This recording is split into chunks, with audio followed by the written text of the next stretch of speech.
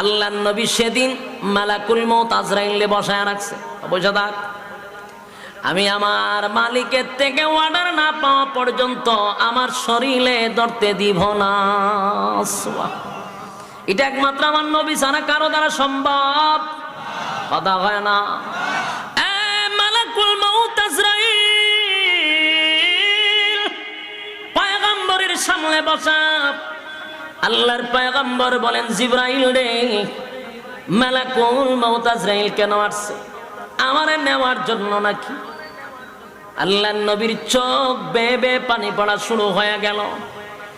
জিবরাইল আলাইহিস সালাতু ওয়াস সালাম বলেন, নবী গো,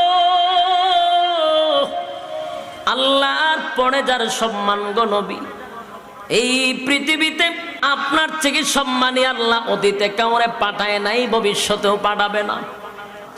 নবীজি আজরাইল